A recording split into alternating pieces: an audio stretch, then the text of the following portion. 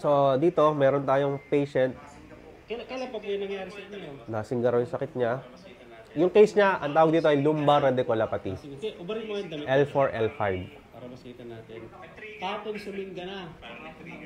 Yung singgang term kasi parang nag-trigger. Parang nag-trigger siya. Sa hospital. Sige po. So, na-admit na rin siya sa hospital, ha. So, yung katawan niya rito, tagilid, oh. Pansinin nyo, tagilid na tagilid siya, oh. Pati nga po ng papel niyo. Nasaan yung papel niyo? X-ray? Pumunta to sa amin last year, May. Sa cellphone, sa cellphone. May 2023. Picture natin. Nakalagay ay radiculopathy. Pero meron pa pong lumbar in, nakalagay po. Sige, lumbar radiculopathy yun. Ano? Okay, pause muna natin.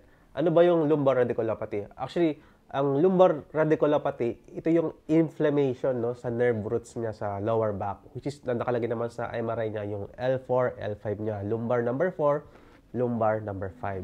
Usually, yung mga taong may lumbar radiculopathy, sila na rin yung mga taong mayroong sciatica. So, ang sciatica, ito yung pagkaipit na malaki mong ugat, na nagmumula nga doon sa lumbar 4 and lumbar number 5, down to your legs, no?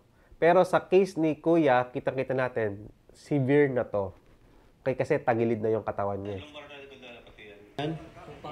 So, sabi niya, parang siya matanda sa kanyang situation. Okay? So, kita mo naman, papasok siya sa clinic, tagilid na tagilid yung katawan niya. Okay, meron na rin siyang spasm, for sure. Ano? Kita na sa mukha niya, sakit na sakit siya. Oh. Ilang segundo lang yan. Hindi na siya makatayo. So, yun, hirap daw siyang umupo. Hindi niya kaya umupo na matagal. Kasi nagkakaroon din ng compression yung lower back niya. Ayan. Dadapa, hirap din siya lumapa. Okay, di sa puntong ito, meron ditong part na mas masakit sa kanya. Ayun, so alam na natin kung saan masakit. On his left side ng kanyang lower back. Okay. Inihanda natin muna yung muscle niya. Pinapalambot muna natin sa pagkakataong ito. So ito, nag-adjust tayo sa kanyang spine. Ayun, medyo tumatawa-tawa si Kuya. Kasi first time niya maka-experience ng ganitong treatment. Actually, si Sir, galing na to ng hospital. May mga offer na rin sa kanya na operation. Isa nga sa malapit na hospital dito sa amin na nabanggit din niya, ino-operan siya ng million. No? This is 1 million. No? 1.5 million case to ng surgery. So, yan, no? So, marami na tayong ginawang procedure sa kanya. This time, mag-a-adjust na tayo ng lower back niya, ng lumbar 4, lumbar 5 niya. Ito naman kaganda ng Kuya. Kita namin sa aura na parang tinatawanan lang niya yung kanyang sitwasyon.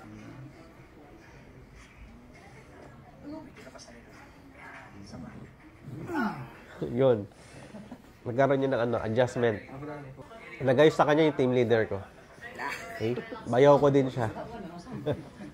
Coach Ronel. Yun.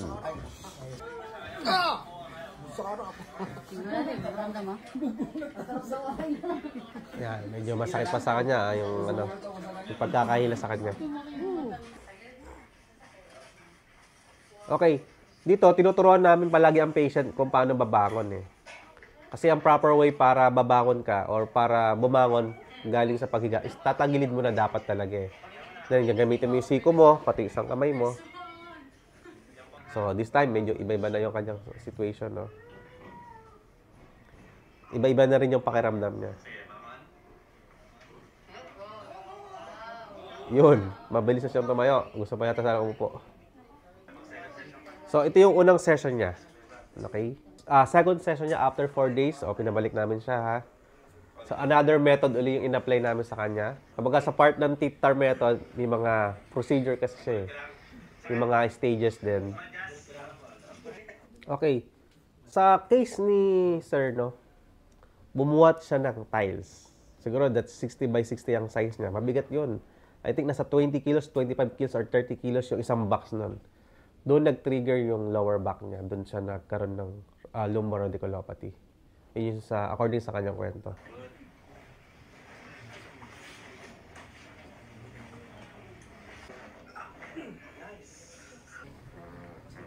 Okay, this time, ako naman yung uupo at ang team leader ko naman ang mag-a-adjust sa kanyang spine, no?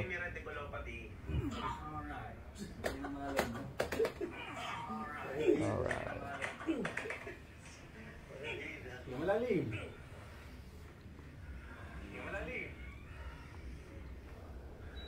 Tayo ka na. Okay itong pasyente na to kasi masayahin to na pasyente parang walang nararamdaman oh. Okay, maganda na yung pagtayo, ipag-upo niya. Hindi na siya nangibit. Diretsong tayo mo na yan. Ayan, this time, diretso na yung pagtayo niya. Para makita natin. Pinagubad namin siya ng damit para mas makita natin yung katawan niya. Before and after. Yan, oh. Okay, so yan yung before niya, oh. Tapos ito yung after niya. After 4 days, second session niya. Lakad ka. Lumakad yung palabas. Ayun. Tingnan natin yung paglakan niya, ha. Dito sa dito, hirap na hirap. Ipupos ko medyo maas. Hindi mo, walang labas. Ayun, paano tayo i-post yung video niya. Yun, parang back to normal na ulit yung kanyang katawan, no? Okay, diretso yung lakad niya. Ganyan.